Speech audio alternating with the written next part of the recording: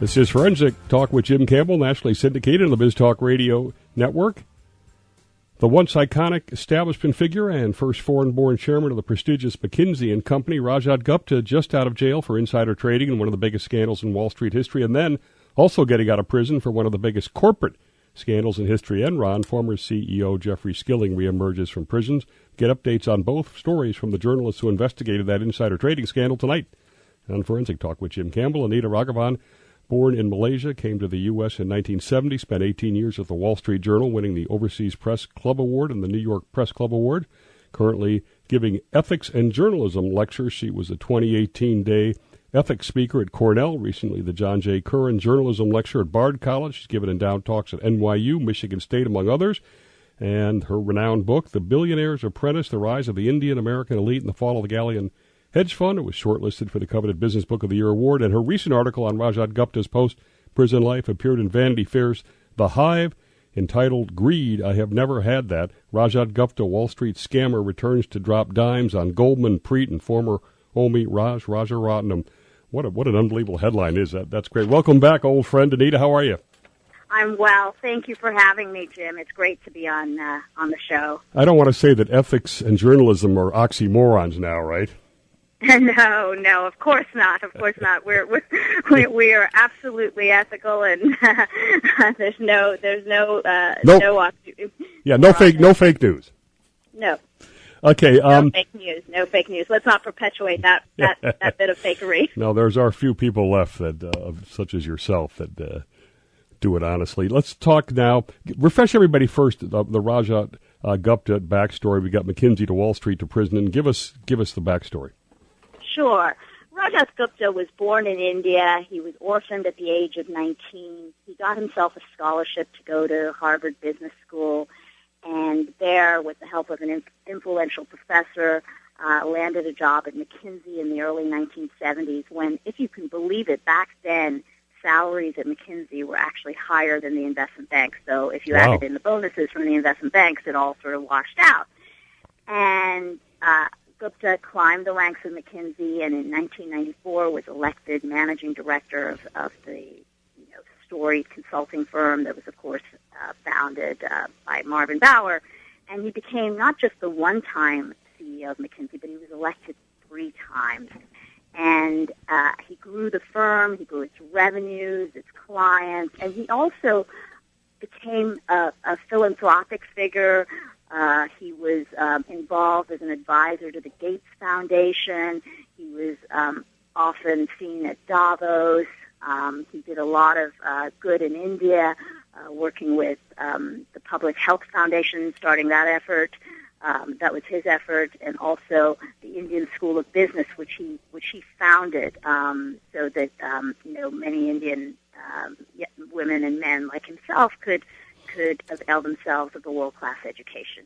And so he was really more than just a consultant. And for many Indians in the United States, he was an iconic figure because he was the first. He came on the scene before Indra Nooyi, before Ajit Jain, before Ajay Banga, the CEO of MasterCard. So he was really someone held in great esteem. And, of course, in 2012, the feds indicted him for securities fraud and for giving Raj Rajaratnam, who was the founder of a hedge fund called the Galleon Group, a Sri Lankan-born Tamil, giving him inside corporate secrets about what happened at board meetings, such as the now very famous Goldman board meeting in September 2008, when, of course, it was discussed that Warren Buffett was going to pour $5 billion into the investment bank. And this, of course, was a week after the collapse of Lehman Brothers, and it was a huge confidence-boosting move for Wall Street.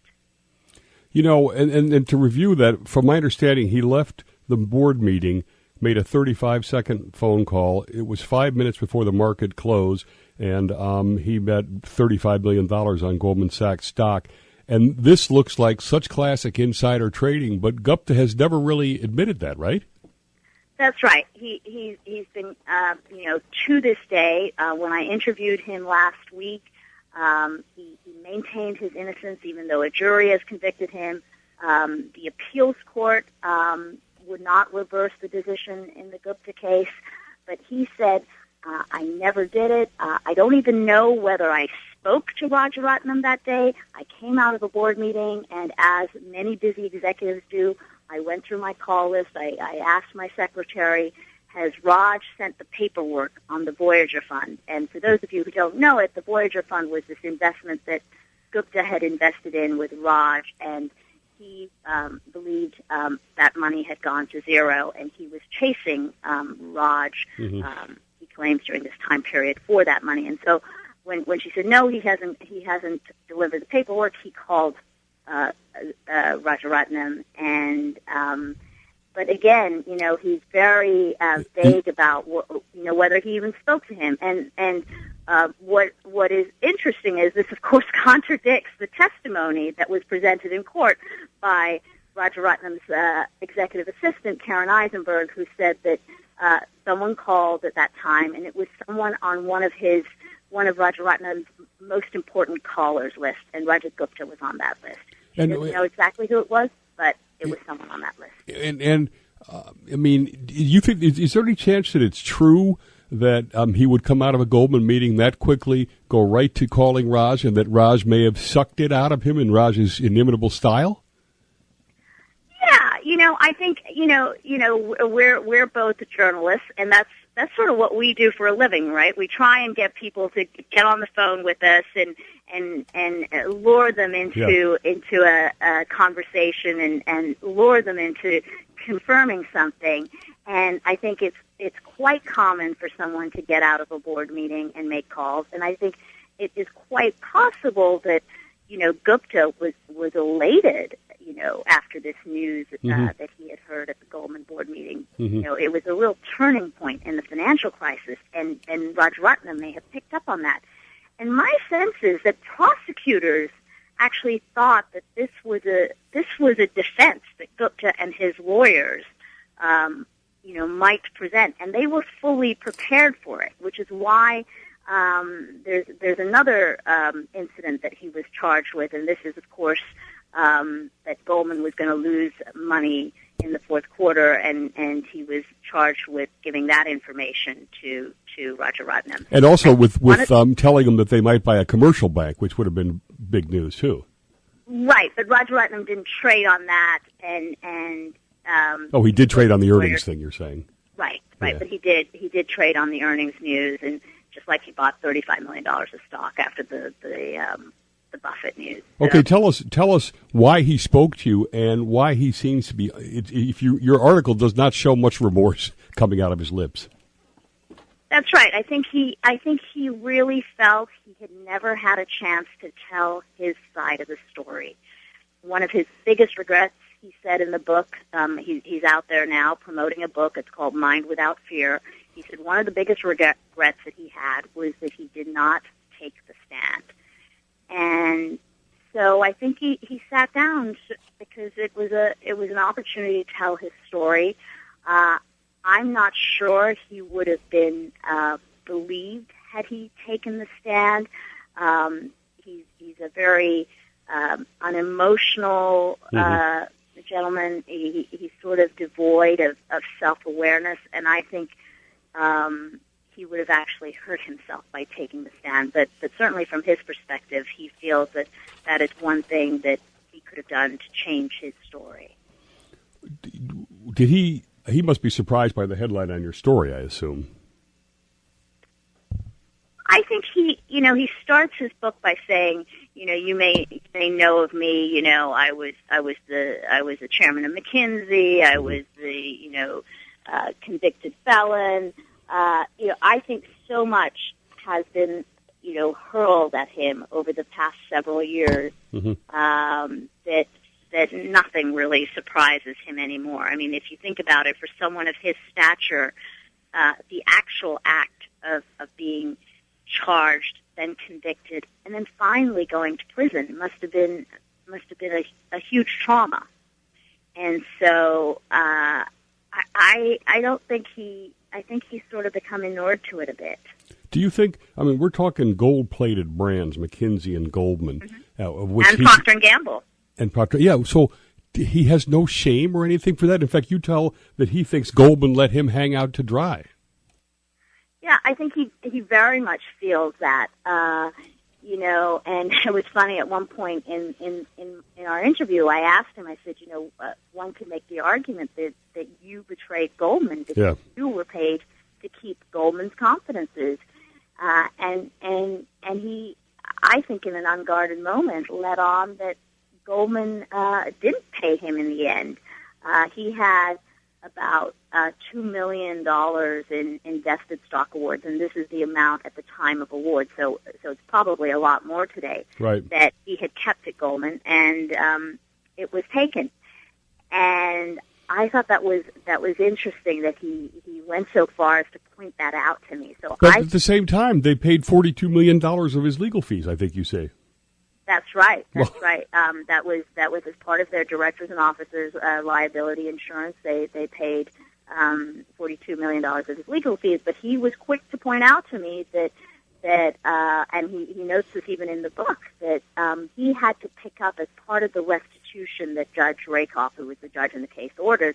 He had to pick up Goldman's fees for preparation for the trial. And when he looked at the fees that were assigned to preparing Lloyd's Langfine, he was astounded, and it was only when the case went to trial and he saw how well prepared Lloyd's Langfine was that he realized why the fees were so high, and he even mentions this in the book. Is he implying that he was coached with, I don't know, false information or what?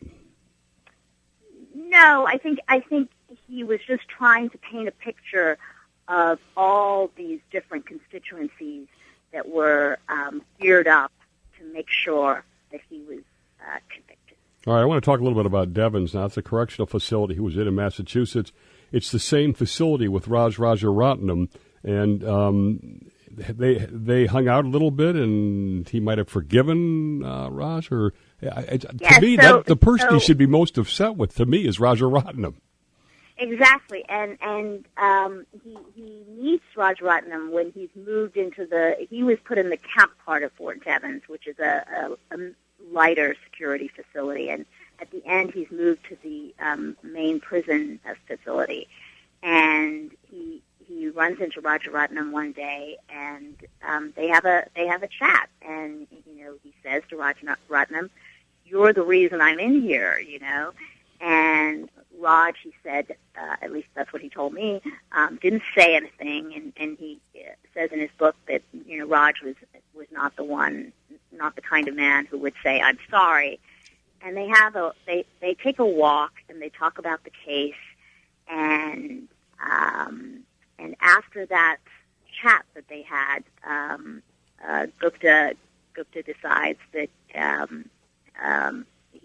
he's ready to forgive him. And I think one big factor in his ability to forgive him is he realizes that Rajaratnam could have taken the prosecutor's plea deal and come and testified against Gupta and gotten 5 years off of his sentence. And Rajaratnam chose not to do that. See, that I read that in your thing, and that gives me the chills, because that is the mob. That is like, you didn't rat me out. Yeah, no, it is. It's stunning that if Gupta is innocent as he declares himself to be, that he would be willing to sort of take this from Rajaratnam and be appreciative of it. It stunned me as well, and. Do you have any sense why twice once for 1 week and once for 7 weeks, he's put into what they call SHU, the solitary confinement? This is Gupta now, and they say for poor living skills. What does that mean? Well, in one instance, he didn't stand up during the inmate count. He was actually standing, as he says in his book, and you have to remember that Gupta is a consultant, and like every consultant, he's very precise about the facts as he knows them. And so he said what he was actually doing was tying his shoes. So he was standing up, but he was bent down. And you get solitary confinement for that? I think one of the things you have to remember about prison is about breaking your spirit. And I suspect Rajat Gupta, who has a certain nobility about him, when he carried himself as CEO of McKinsey, brought that nobility to prison. He decided prison was a project, and he was going to go through it with his head held high. And I imagine that a lot of guards,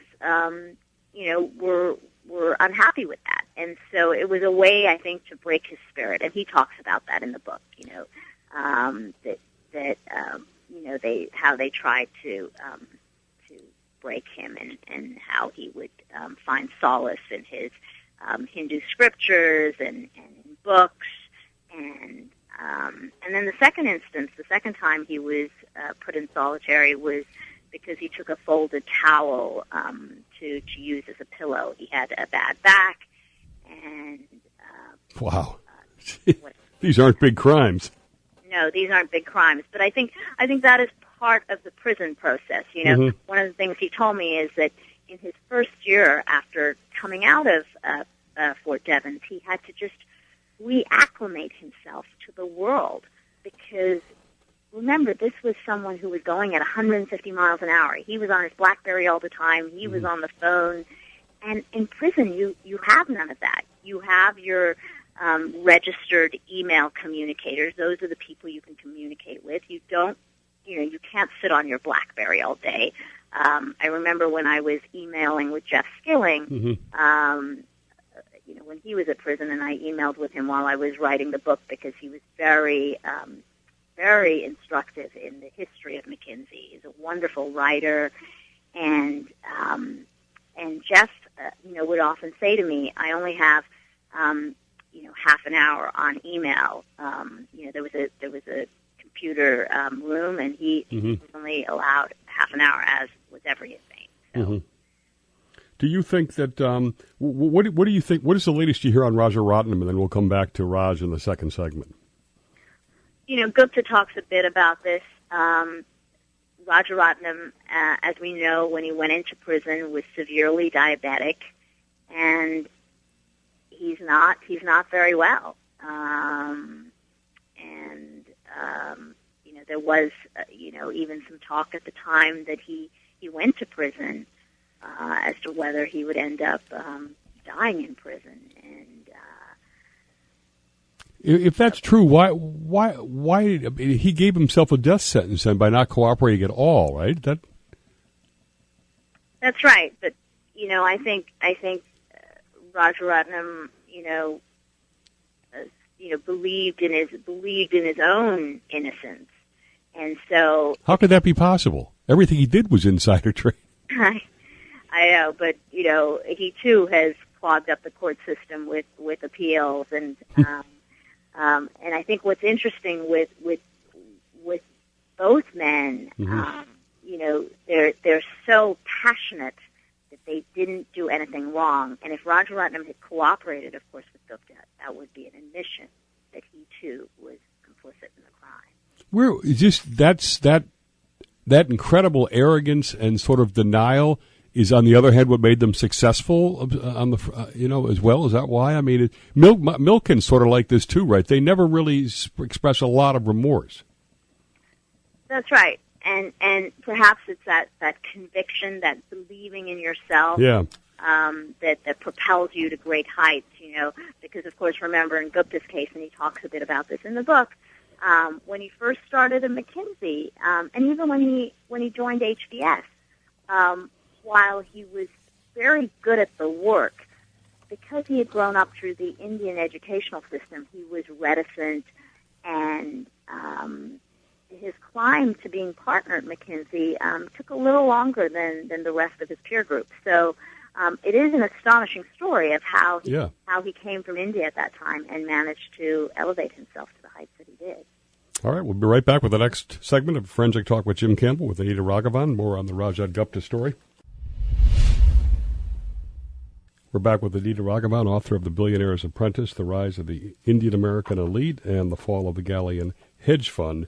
Part of your title was Greed. I Never Had That, as we talked about Rajat Gupta.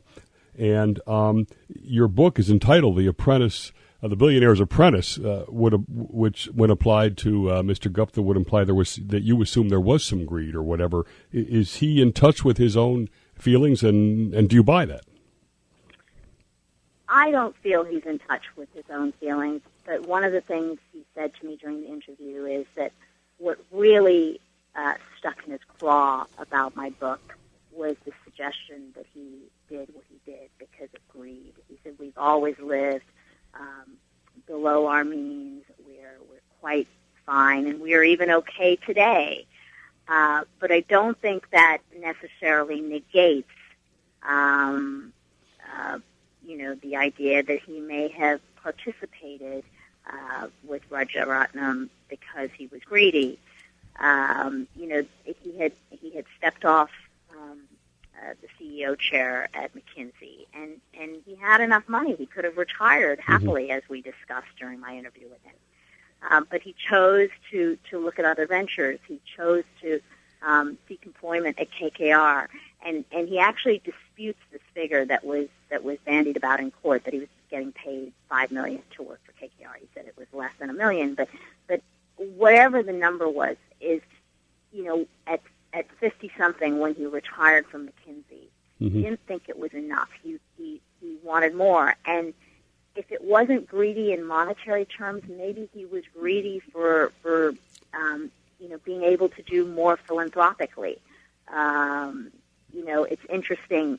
One of the reasons Raj Rajaratnam got Gupta's attention is that he had given $1 million to a philanthropic venture that Gupta was pursuing, and that really stood in Gupta's mind, and that was the beginning of their friendship. So I think there was this desire of wanting more, whether it was wanting more for my family or wanting more to be recognized on the world stage is probably a topic for debate. But yeah, I don't find him credible on it. And, we should say that it's not necessarily a crime. A lot of corporate CEOs try to go to these hedge fund, like KKR, when they retire. It never seems to be enough what they're making. Did Raj? Do you believe Raj did rip off Gupta in the Voyager fund? That's certainly what Gupta maintains, and there was some paperwork introduced at the trial that showed that this investment in Voyager had gone, from tens of millions to zero, so I think it's quite plausible whether it's the reason that Gupta was calling Raj that day. That's a different. I think is questionable. And one of the things the prosecution used during the trial that Gupta vigorously opposed was this idea that perhaps Gupta was feeding Raj information so he could get some of his money back. But this was something that Gupta. Now, who is this Ravi Trahan guy who apparently could have maybe validated that Raj was taking money out of Voyager somehow, but that he suddenly didn't testify? That's right. This is someone who was a longtime friend of Gupta's. I believe he had rented a property at Gupta's Westport, Connecticut home, an outside property, and he was someone that Gupta's lawyers had engaged with early on because it was his accountant, it was Ravi Trahan's accountant, who first pointed out to Gupta that money was being siphoned out of Voyager. And Gupta, in our interview, firmly believed that if the jury understood the timeline, that in the spring of 2008, he started getting worried about his Voyager investment, and that kind of climaxed in the fall of 2008.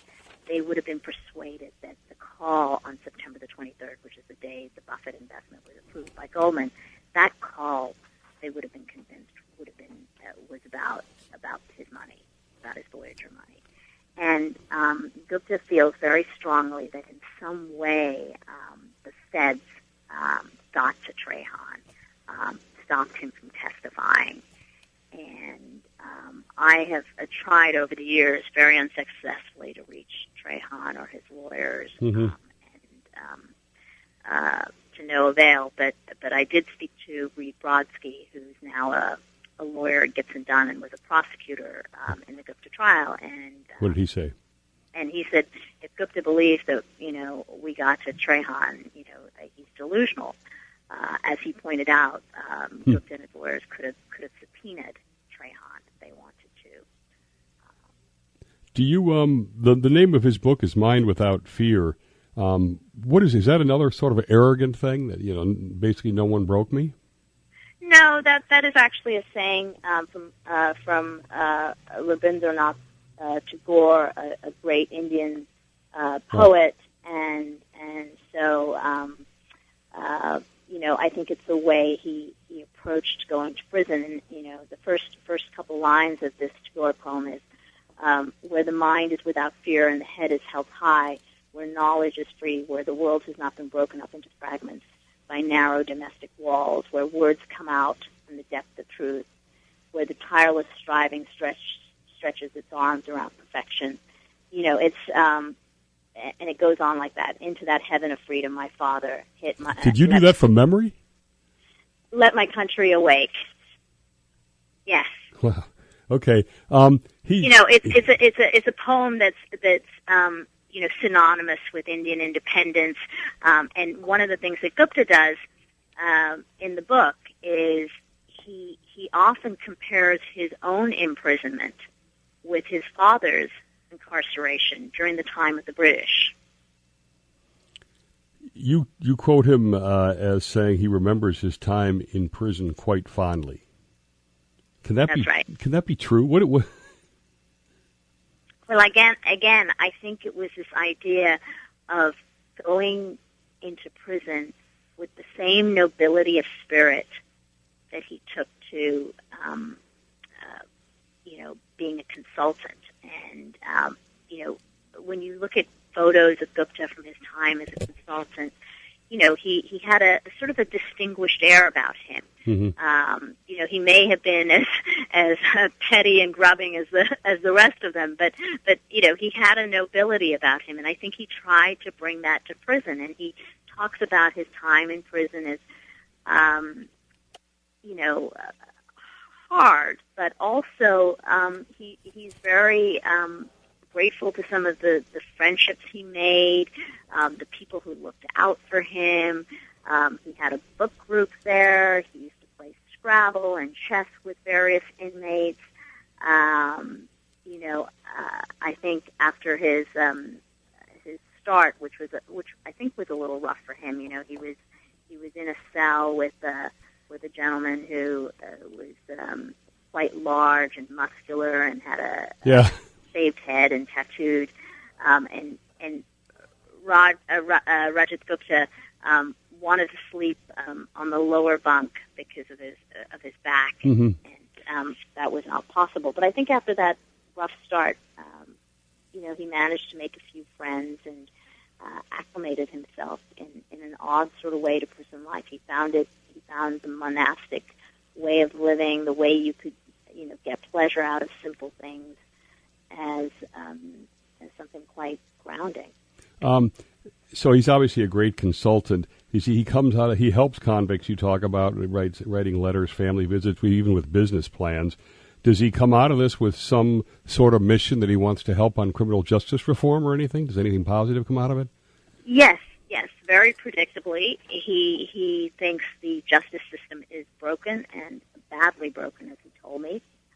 He believes it suffers from prosecutorial overreach, from a win-at-cost mentality, and he is very eager to team up with others to fix the system. And he told me that he had spoken to Jeff Skilling when he came out of prison, and I know Jeff too from my emails with him while he was in prison a few years ago. Is also very preoccupied with criminal justice reform. So perhaps this is something the two of them can do together. I also know that Jeff Jeff had told me at that time that he wanted to write a book, and apparently he's out there trying to start new business ventures. So it'll be interesting to see if they both can team up and change the landscape in that area. We'll talk a little bit more about him.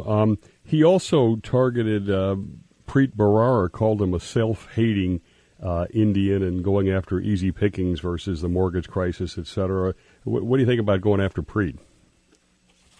Yeah, I think, Preet was obviously the U.S. Attorney of the Southern District when the Gupta case was brought.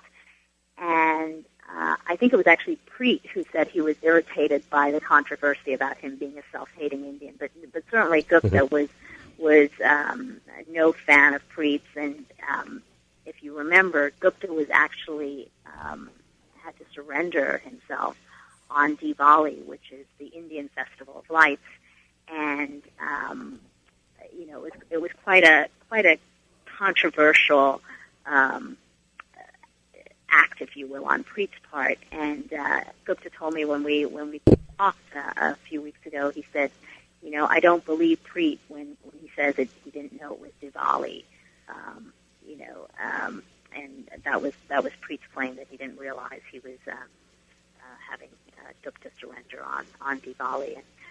And I think when we talked, he's certainly harsher in his book about Preet, but he said Preet is simply a symbol of a U.S. justice system that's gone awry. Mm-hmm. And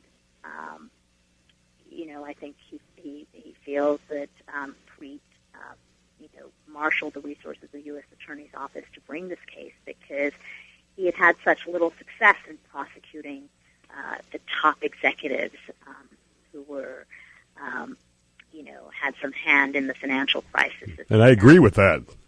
Yes, and he certainly has a point, and it's a point that has been made in the Chicken Shit Club by Jesse Eisinger. Yes. And yes, he's absolutely right. Preet has also faced that criticism, from the public, and I think one of the ways Preet responds to that is he says, it's easy to say,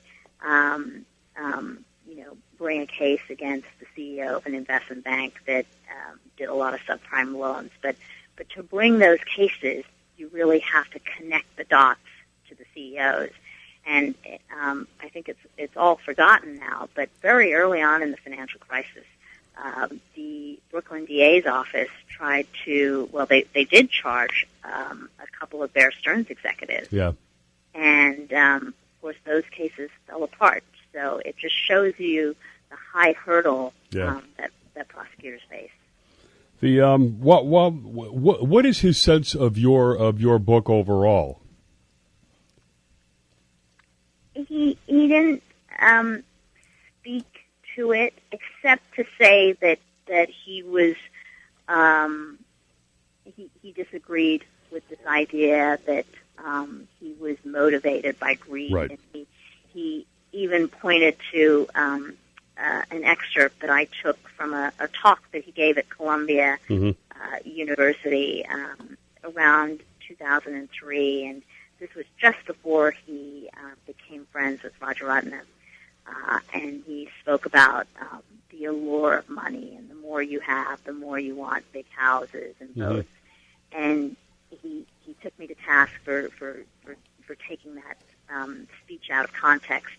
And he said, I'd like to sit and watch that speech with you, all 3 hours of it. And I had watched all 3 hours of the speech, and it begins with a lot of his discussion of the Indian scriptures. But I think one of the traits that I noticed about Gupta during our interview is that perhaps like many consultants, he's just a master compartmentalizer. Yes. You can be discussing traits, lofty traits of characteristics of Hinduism, and at the same time be taken in with a desire to have more money. They're not, mutually exclusive. And you know what's funny about that is Madoff is the same way. You look at these guys; they have unbelievable compartmentalization which obviously gives him rationalization power. Right. Right. One more thing on him. No, two more things on him. One, Anil Kumar was a close McKinsey colleague of his, and he feels that he just ratted. Yeah, Anil Kumar, of course, did exactly the opposite of what Rajaratnam did. Right. Very quickly after he learned what the feds had against him, and Anil was literally getting payments from Rajaratnam that were routed, and this is so delicious, to his Indian housekeeper's bank account in Delhi or Bangalore.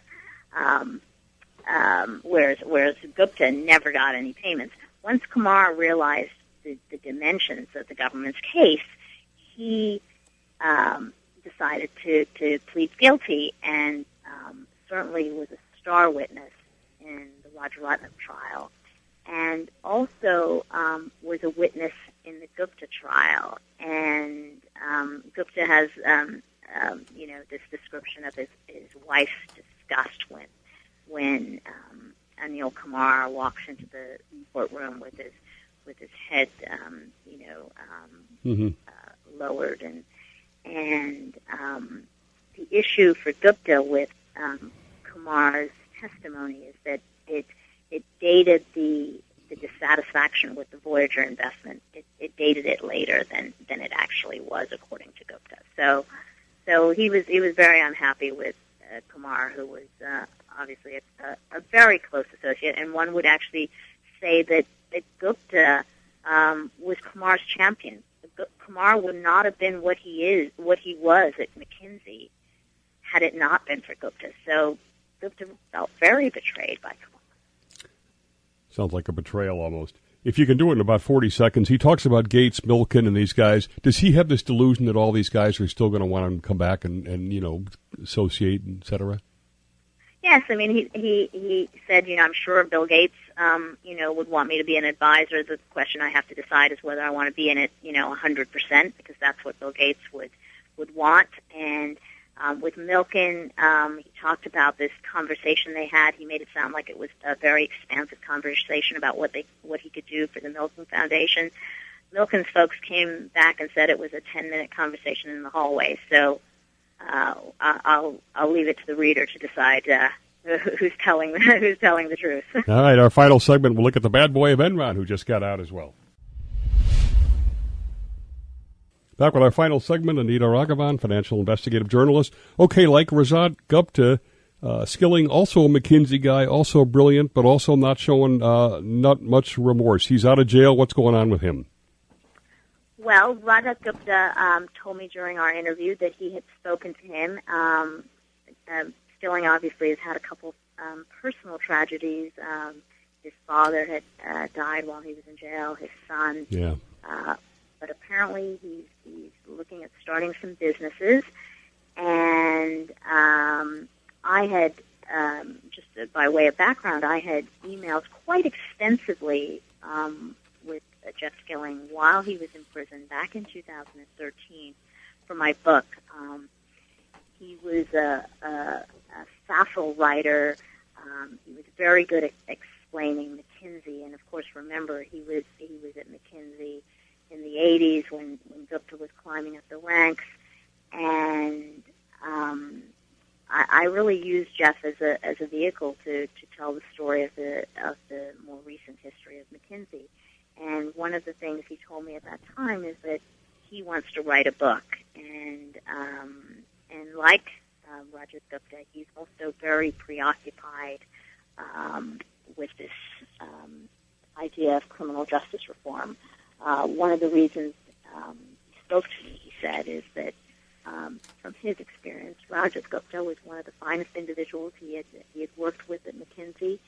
And I remember one of his first emails to me was, he said, I have not spoken to anyone in the press since getting into prison, but I'm going to bend that rule because I think so highly of Rajat Gupta. Even though your book is pretty critical of Rajat Gupta. Yes. But of course, he didn't. Skilling didn't know it at the time. And, oh, okay. Just so you were connected. So I don't want you to put you in a position of being a moral arbiter here, but of course I will. Rajat Gupta does this thing, which, it's personal greed, whatever it is.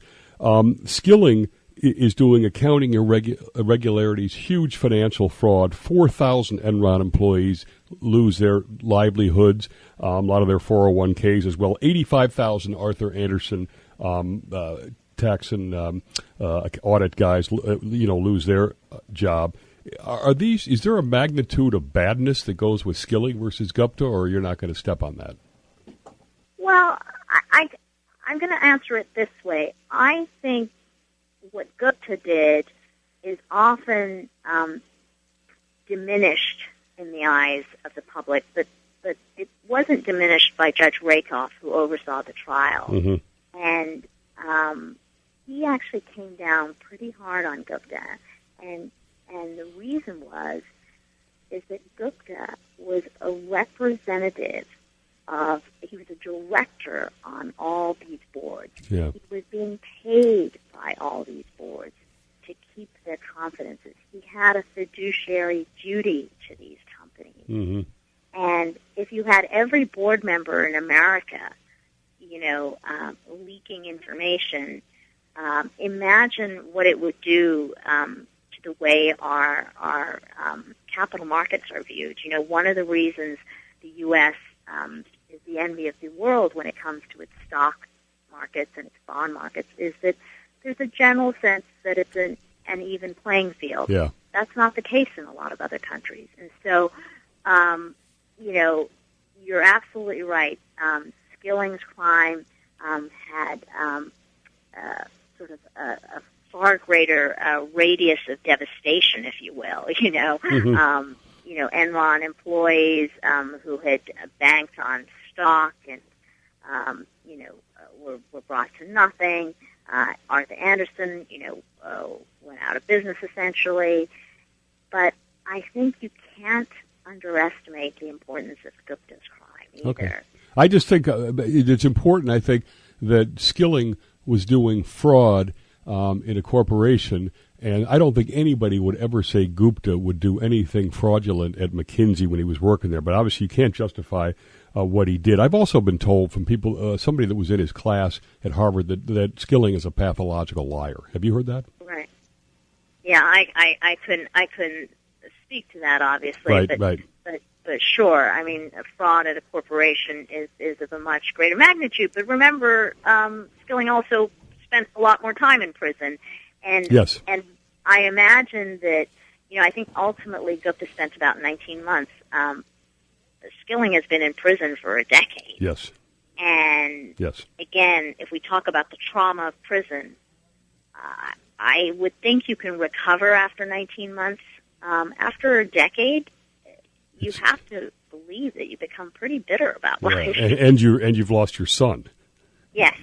Who died of a drug overdose at age 15. Yes. Now, he wants to get back into energy, allegedly, digital platform connecting oil and gas projects, et cetera, which, and look, he's talked with guys in cryptocurrency, blockchain, software, all this stuff. Is that realistic that anybody would touch him in the energy business? The world has moved on. Look at the, I wonder if you talk to a 22-year-old today, whether they would actually know what Michael Milken was charged and convicted for.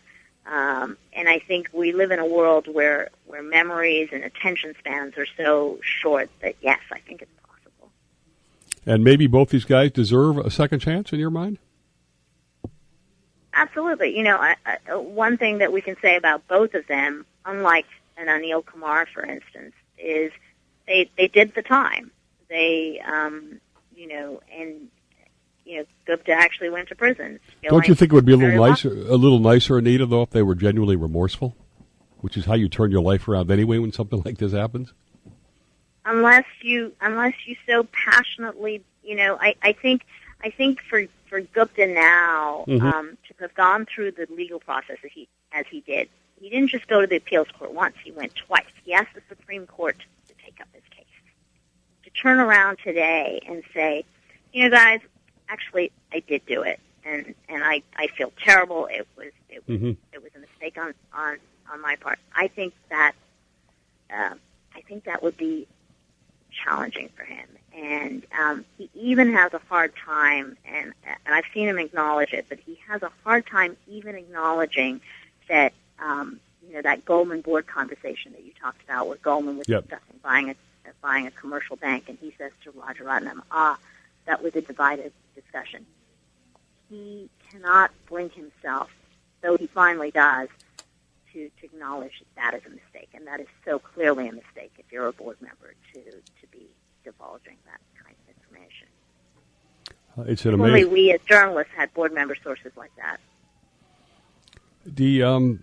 It's just an amazing. The whole thing is an amazing story. It's obviously a very sad story for him because otherwise he had a pristine career. I want to thank Anita Raghavan. We always have a great time. Obviously, one of the best investigative journalists around. And that book again, The Billionaire's Apprentice: The Rise of the Indian American Elite and the Fall of the Galleon Hedge Fund, is like reading a thriller. So it's a lot of fun to read. And you can go to Vanity Fair's The Hive, search Rajat Gupta or Anita Raghavan, and get Greed. I Have Never Had That. Rajat Gupta, Wall Street Scammer, returns to drop dimes on Goldman, Preet, and former homie Raj Rajaratnam. You've been listening to Forensic Talk with Jim Campbell, and we'll see everybody next Monday evening at 6 p.m. for another edition of Forensic Talk with Jim Campbell.